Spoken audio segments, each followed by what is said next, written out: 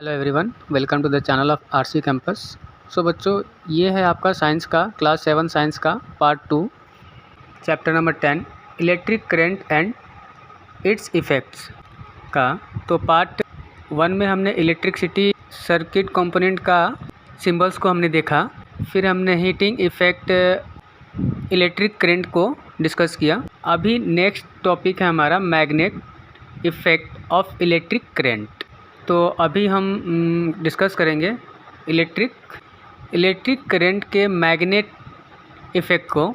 सबसे पहले एक एक्टिविटी आपको गिवन है, take the cardboard tray for inside a discarded match box. एक मैच बॉक्स माचिस के जो डिब्बी होती है उसके अंदर एक ऐसे कार्डबोर्ड मिलेगा जिसमें मैक्स स्टिक रखी होती है।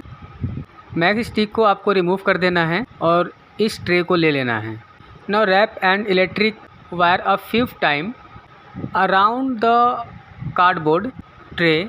इस कार्डबोर्ड को ट्रे के ऊपर इस तरीके से आप रैप करेंगे एक वायर को, and place a small compass needles inside. और इसके पास एक कंपास नीडल्स रख देंगे ट्रे के अंदर।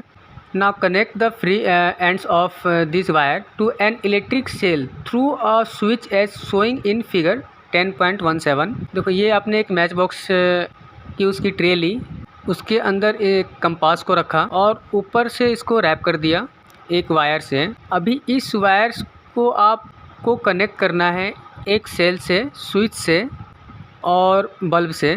नोट करिए the direction in which the compass needles is pointing. तो हमें पता है कि कंपास नीडल जो है हमेशा नॉर्थ डायरेक्शन की तरफ पॉइंट करती है। Bring a bar magnet near the compass needles. अब आपको कंपास नीडल के पास में एक बार मैग्नेट को लेकर आना है।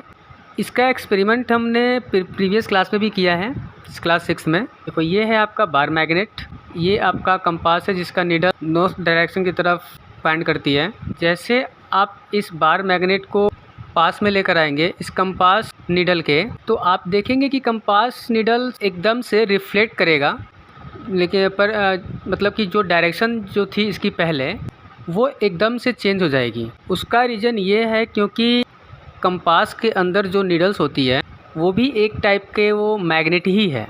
उसके भी नॉर्थ और साउथ पोल होते हैं। तो आप बार मैग्नेट को लेकर आए, बार का नॉर्थ इधर है तो इसके नॉर्थ के साइड में नीडल का साउथ पोल आ जाएगा। ये हमने क्लास 6 में भी देखा था। जो दो मैग्नेट होती है उनके अपोजिट पोल्स हमेशा अट्रैक्ट करती हैं। देखिए, ये होगा पहले जो कंपास है इसके नीडल जो है नीडल नॉर्थ की तरफ पॉइंट कर रही थी। अब आप ये बार मैग्नेट को लेकर आए, ये बार मैग्नेट का साउथ पोल है इसकी तरफ, नीडल की तरफ। तो नीडल का नॉर्थ पोल रिफ्लेक्ट होकर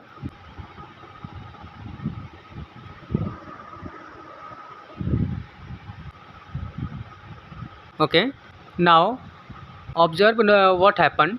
जैसे आप बार मैग्नेट को पास में लेकर आए नीडल के, तो क्या हुआ, नीडल जो है एक रिफ्लेक्ट होती है। Now while watching the compass needle carefully. अब कंपास नीडल को केयरफुली ऑब्जर्व करना है। Move the switch to the on position. ये जो आपने सर्किट बनाया था इसमें अभी स्विच ऑफ था, अब आप स्विच ऑन कर दीजिए, मतलब कि सर्किट से अभी जो करंट है वो फ्लो होने लग जाएगा। What do you observe. और इस एक्सपेरिमेंट में आप क्या ऑब्जर्व करते हैं, देखो कुछ ये ऐसा होगा। पहले जो आपका ये कंपास था इसकी नीडल जो थी नॉर्थ की तरफ पॉइंट कर रही थी। अब जैसे ही आपने यहाँ से कनेक्ट किया, मतलब कि आपके सर्किट में जो करंट आपके सर्किट में जैसे ही करंट फ्लो होना स्टार्ट हुआ, तो आप देखेंगे कि नीडल्स एकदम से रिफ्लेक्ट करेगी। अब नीडल रिफ्लेक्ट कब करती है, जब दूसरा कोई मैग्नेट उसके पास में हो। कहने का मतलब है कि ये जो वायर इसके ऊपर से जो गई है, तो ये एक मैग्नेट की तरह काम करती है। Now move the switch back to the off position. फिर से स्विच को ऑफ कर देंगे आप, यहाँ से रिमूव करेंगे। Does the compass needle come back to its initial position. तो देखिए ऑफ करते ही क्या हुआ, वापस अपने इनिशियल पोजीशन पर आ गई है। अगर आप इसको ध्यान से देखें तो ऑन करते ही रिफ्लेक्ट होती है और ऑफ करते ही फिर से वैसे ही आ गई। Repeat the experiment a few time, इसको अब 5 टाइम एक्सपेरिमेंट को रिपीट करेंगे। What does the experiment indicate, तो ये एक्सपेरिमेंट क्या इंडिकेट करता है कि जैसे करंट फ्लो होने लगता है, ये जो वायर है एक मैग्नेट की तरह काम करने लगती है। We know that the needle of a compass is a tiny magnet, ये तो हमने देखा कि कंपास के जो नीडल जो है वो भी एक छोटी सी मैग्नेट ही है। बीच point in north south direction, जो कि नॉर्थ साउथ डायरेक्शन की तरफ पॉइंट करती है ऐसे। Now when we bring a magnet close to it the needle gets deflect, ये भी हमने देखा कि कोई मैग्नेट को इसके पास लेकर आएंगे तो नीडल जो है डिफ्लेक्ट हो जाती है, तो डायरेक्शन जो है वो चेंज कर लेती है। We have also seen that compass needle get deflected when the current flow in a nearby wire. अब आपने ये भी देखा जैसे ही वायर से करंट फ्लो होता है तो भी ये नीडल जो है डिफ्लेक्ट हो जाती है। Can you connect the two observation, क्या आप इन दोनों को कनेक्ट कर सकते हैं? और दूसरा जो करंट फ्लो होता है वायर से तब ये नीडल जो है डिफ्लेक्ट होती है। तो कहने का मतलब है when the current flow through a wire does the wire behave like a magnet, जब वायर से करंट फ्लो होता है तो क्या वह एक मैग्नेट की तरह काम कर रही है? हाँ, बिल्कुल कर रही है वो। This is what a scientist call Hans Christians Oersted, यहाँ पे इनका पिक्चर भी गिवन है। ये एक्सपेरिमेंट जो है इन्होंने ही किया था, तो ये वो साइंटिस्ट हैं जिन्होंने ये डिस्कवर किया था इलेक्ट्रिक करंट के मैग्नेटिक रिफ्लेक्ट को। ऑल्सो वंडर, उन्होंने भी यही सोचा। He was the first person who notice the deflection of compass needle every time the current was pass through the wire. तो इन्होंने देखा कि जब भी इस वायर से करंट पास होता है जो नीडल है कंपास की तो वो डिफ्लेक्ट होती है। So when electric current pass through wire, तो जब इलेक्ट्रिक करंट पास होता है वायर से इट्स बिहेव अ मैग्नेट, तो ये एक मैग्नेट की तरह बिहेव करती है। This is the magnetic effect of the electric current, यही है इलेक्ट्रिक करंट के मैग्नेटिक इफ़ेक्ट, यानी कि वायर को उसने मैग्नेट बना दिया।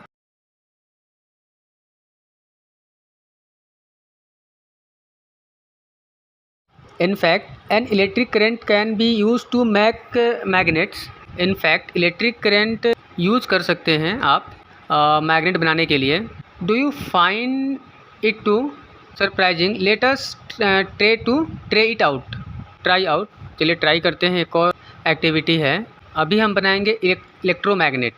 Activity 10.6, take around 75 centimetre long pieces of insulated plastic और क्लॉथ कवर और enamel flexible wire and an iron nail. तो इस एक्सपेरिमेंट के लिए आप एक कील लेंगे आयरन, एक वायर लेंगे, वायर इंसुलेटर से कवर्ड हो, ऊपर प्लास्टिक की कवरिंग हो, उसके ऊपर 6 to 10 सेंटीमीटर लॉन्ग आपको नील लेनी है। Wind the wire tightly around the needle in the form of a coil. अभी आप इस वायर को रैप करेंगे पूरी इस नेल के ऊपर, कील के ऊपर इस तरीके से, and connect the free end of the wire to the terminals of a cell through a switch as showing in figure 10.19। उसके बाद वायर की जो फ्री हैंड्स जो है इसको यहाँ से रैप कर लिया आपने इसके ऊपर से नीचे तक। जो बाकी की जो वायर बची, जो बहुत ही लंबी वायर आपको लेनी है, उसको आप कनेक्ट करेंगे आप उसको एक सेल से और एक स्विच से। ना place some pins on near the end of the nail. अब नेल के पास में, नेल के ऊपर कुछ लोहे की पिंस आप डाल देंगे। इस तरीके से आपका एक्सपेरिमेंट आपकी होगी। आपने एक नेल ली, उसको कोयल कर लिया है। Now switch on the current अभी आपको करंट को स्विच ऑन करना है, तो आप देखेंगे कि जैसे स्विच को ऑन करेंगे और सर्किट से करंट फ्लो होना शुरू होगा। ये आपने ऑन किया और नीचे जो पिन पड़ी थी एकदम से नेल से चिपक जाएंगी। ऑफ किया आपने, यहाँ से रिमूव किया, अभी करंट फ्लो नहीं हो रहा है तो वापस ये नीचे गिर जाएंगे।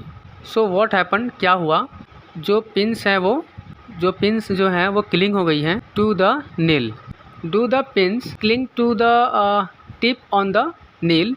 So yes, switch off the current or the pin still clinging to the end of the nail। फिर से करंट को स्विच ऑफ करेंगे, यहाँ से इसको यहाँ से रिमूव कर दिया। क्या वो अभी भी क्लिंग है? नहीं, वो नीचे गिर गई हैं। तो अभी हमें पता है कि आयरन को लोहे से अट्रैक्ट कौन करती है? मैग्नेट। तो कहने का मतलब है कि ये जो हमारी जो ये नेल है, कील है, वो एक अभी मैग्नेट की तरह काम कर रही है। The coil in the above activity behave like a magnet when electric current flow through it। अभी आपने ये कोयल है, आपने इसको कोयल किया है, इस कील को, वो एक इलेक्ट्रिक मैग्नेट की तरह वर्क करेगी।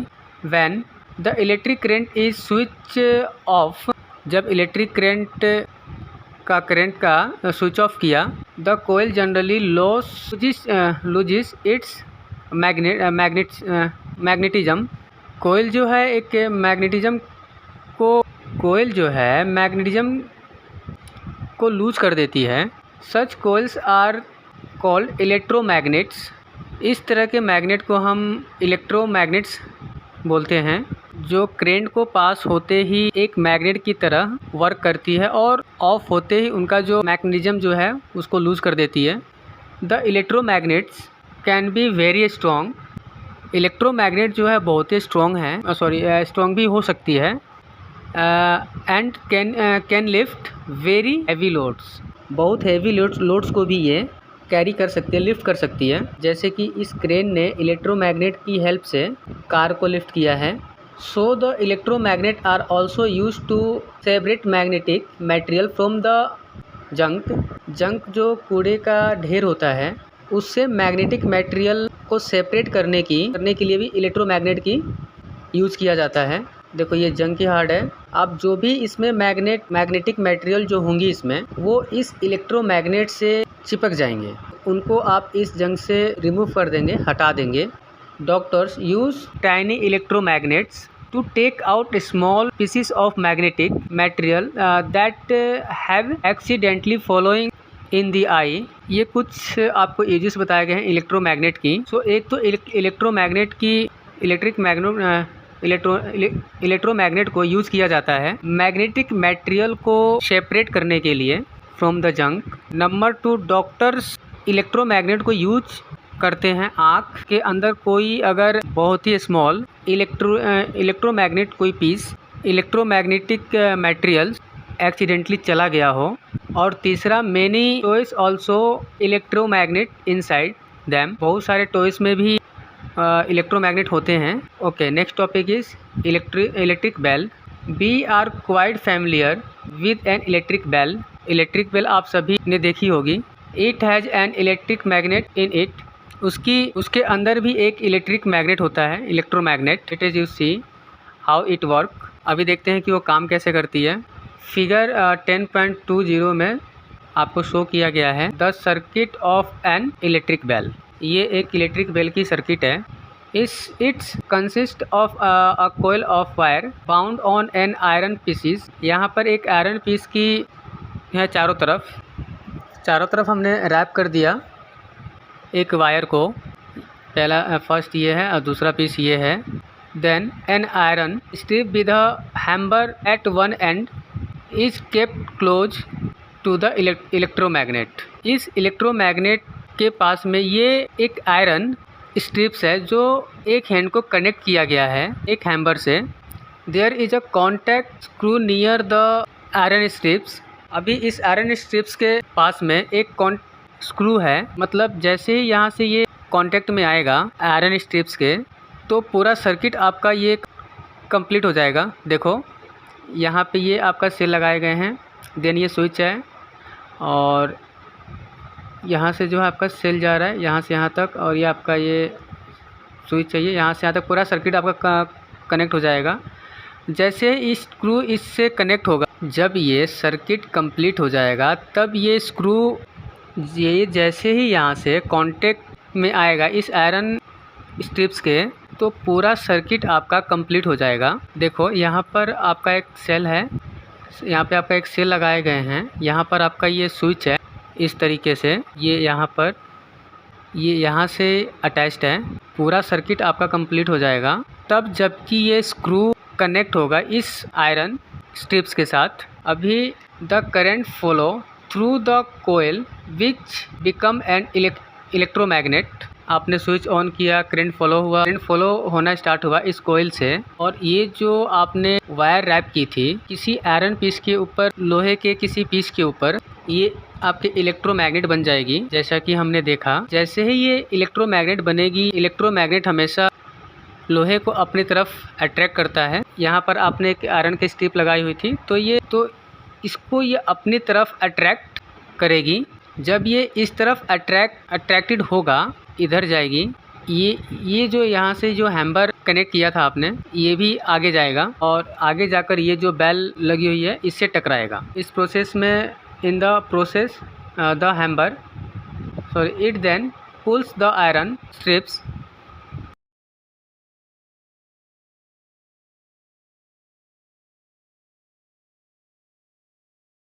मैग्नेट बनते ही करंट को इलेक्ट्रोमैग्नेट बनी, इसमें आपका इसने आयरन स्ट्रिप्स को पुल किया अपनी तरफ। And then in this process the hammer at one end of the strips की एक हैंड पर ये हैम्बर लगा हुआ है, ये स्ट्राइक करेगा the gong of the bell.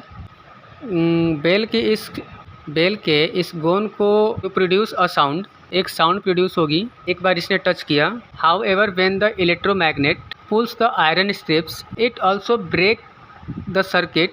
अब ये आपको समझना बहुत ही इम्पोर्टेंट है। जैसे ही इसने अपनी तरफ पुल किया तो यहाँ से ये हैम्बर इससे टकराएगा, आवाज़ आई, और इसको इधर जाते ही जो आपने स्क्रू लगाया हुआ है उससे वो दूर चला जाएगा, यहाँ से हट जाएगा। ये रैप करेगा ये आयरन स्ट्रिप को अपनी तरफ अट्रैक्ट करेगा वो, तो सर्किट जो है हमारे इससे ब्रेक हो जाएगा, क्योंकि यहाँ से जो ये आया है करंट यहीं तक रहेगा। आगे फ्लो करने के लिए दोनों के बीच में गैप आ गया है अभी, क्योंकि ये जो आयरन के स्ट्रिप्स जो थी वो दूसरी तरफ चली गई है। सर्किट ब्रेक हुआ, यानी कि तो इसमें करंट फ्लो नहीं करेगा। The circuit through the coil stop flowing. Coil से जो करंट है थ्रू द कोयल से स्टॉप फ्लोइंग, वो फ्लो करना बंद हो जाएगा। Will the coil remain an electromagnet. और हमने देखा था जैसे ही करंट फ्लो होना बंद होता है तो ये इलेक्ट्रोमैग्नेट नहीं रहती, मतलब अभी ये मैग्नेट नहीं है। मैग्नेट नहीं रहेगी तो अब ये जो इसको अट्रैक्ट किया था आयरन स्ट्रिप्स को, तो उसको ये अट्रैक्ट नहीं करेगी। से आपके इलेक्ट्रोमैग्नेट ने पिन को अट्रैक्ट किया था ना, उस नेल ने जैसे ही आपने स्विच को ऑफ किया, एकदम से जो पिंस जो थे वो नीचे गिर जाते हैं। यहाँ पर भी ये वही होगा, जैसे ही बंद होगा ये करंट पास होना, तो यहाँ से ये अपने ही पोजीशन में ही आ जाएगी। अपने पोजीशन में आएगी तो फिर से ये स्क्रू को टच करेगी। टच करते ही पूरा सर्किट जो है कंप्लीट हो जाएगा। सर्किट के कंप्लीट होते ही फिर से करंट फ्लो करेगा और फिर से ये मैग्नेट बन जाएगी। इलेक्ट्रोमैग्नेट की तरह काम करेगी है, इलेक्ट्रोमैग्नेट की तरह ही काम करेगी है। तो फिर से ये लोहे की तरह अट्रैक्ट करेगी। तो यह हैम्बर जो है फिर से आपको गोन करेगा। बॉम्ब पे लगने के बाद ये फिर से सर्किट गोन करेगा ये। जैसे ही फिर से ब्रेक होगी तो ये सर्किट को कंप्लीट होते ही ये जो आपका हैम्बर है उसके ऊपर गोन करेगी और टन टन टन टन की आवाज़ आएगी। और जैसे ही सर्किट आपका ब्रेक हो जाता है तो फिर से अपने सेम पोजीशन पे वो आ जाएगी। तो कोयल अभी इलेक्ट्रोमैग्नेट नहीं रही है। सर्किट को ब्रेक होते ही नो लॉन्गर अभी वो अट्रैक्ट नहीं करेगी आयरन स्ट्रिप्स को। आयरन स्ट्रिप्स वापस आ जाएगा अपने ओरिजिनल पोजीशन पर जैसे कि वो अभी है। फिर से वो कॉन्टैक्ट स्क्रू टच करेगा अपने कॉन्टैक्ट स्क्रू जो कि पीछे रह गया था, क्योंकि वो आयरन स्ट्रिप्स इस तरफ चली गई थी। This complete the circuit. फिर से सर्किट कंप्लीट हो जाएगा, करंट फ्लो होना स्टार्ट हो जाएगा कोयल से। फिर से हैम्बर गोन को स्ट्राइक करेगा। This process is repeated in quick succession. बहुत ही जल्दी ये प्रोसेस रिपीट होता है। The hammer strike the gong every time the circuit is completed. जैसे ही सर्किट कंप्लीट होती है, ये हैमर जो है गोन को टच करता है। This is how the bell rings, और इस तरह से ये बेल रिंग्स करती है। इसे समझते हैं, फिर इसके पूरे प्रोसेस को देखेंगे। स्विच ऑन हुआ तो ये पूरा सर्किट है आपका। यहाँ से कोयल आपने लपेटी हुई है जैसे किसी लोहे के मटेरियल के ऊपर, तो ये है, और यहाँ पर ये आपका स्विच है। आपने यहाँ पे बैटरी लगाई है और ये पूरा आपका सर्किट है। ये यहाँ से आपका टच है पूरा, ऐसे आएगा, यहाँ से ये दोनों कनेक्टेड होंगे। तो स्विच ऑन होते ही करंट फ्लो होना स्टार्ट होगा। जैसे ही करंट फ्लो होगा, ये दोनों जो कॉइल्स जो आपने लपेटी थी लोहे के मटेरियल के ऊपर, ये इलेक्ट्रोमैग्नेट की तरह काम करेगा। जैसे कि पहले भी हम देख चुके हैं, जब कोई चीज़ इलेक्ट्रोमैग्नेट की बनती है तो वो अपनी तरफ अट्रैक्ट करती है लोहे को। यहाँ पर आपने आयरन स्ट्रिप्स लगाए हुए हैं, ये इसको अपनी तरफ अट्रैक्ट करेगा। ये इधर आएगा, जैसे ही ये इधर जाएगा, ऊपर यहाँ से आपने जो हैमर कनेक्ट किया हुआ है, हैमर भी इसके साथ इधर जाएगा। जैसे ही इधर जाएगा, ये इस गोन से टकराएगा, आवाज़ आएगी। लेकिन प्रॉब्लम ये है कि जैसे ही यहाँ से इस तरफ गया, इसको अट्रैक्ट किया, यहाँ पर ये कॉन्टैक्ट स्क्रू था, इस स्क्रू से अलग हो गया, तो यहाँ पर ये बीच में गैप हो जाएगा। और जैसे ही ये गैप बनेगा, जो हमारा सर्किट है वो ब्रेक हो जाएगा, क्योंकि करंट इससे आगे जाएगा ही नहीं। क्योंकि आगे इसके जब साइड में हो जाएगा तो ये दोनों पॉइंट आपका अलग अलग हो जाएगा, तो करंट इसके आगे जाएगा ही नहीं। और जैसे ही आपका सर्किट ब्रेक होगा, तो ये आपके इलेक्ट्रोमैग्नेट नहीं रहेगी, क्योंकि ये करंट ही फ्लो नहीं करता है। देखो, ये है आपका इलेक्ट्रिक बेल की सर्किट वर्किंग है। ये बेल है आपका, ये क्लेपर है आपका, फिर हैमर, ये कॉन्टैक्ट स्क्रू है, और ये आपका इलेक्ट्रिसिटी का सोर्स है। ये यहाँ पर आपका सेल है, यहाँ पर आपका बटन है ऑन ऑफ करने के लिए। ये आपने इलेक्ट्रोमैग्नेट बनाई हैं किसी आयरन के लोहे के किसी मटेरियल के ऊपर। यहाँ पर आपने एक लगाई है आयरन स्ट्रिप्स।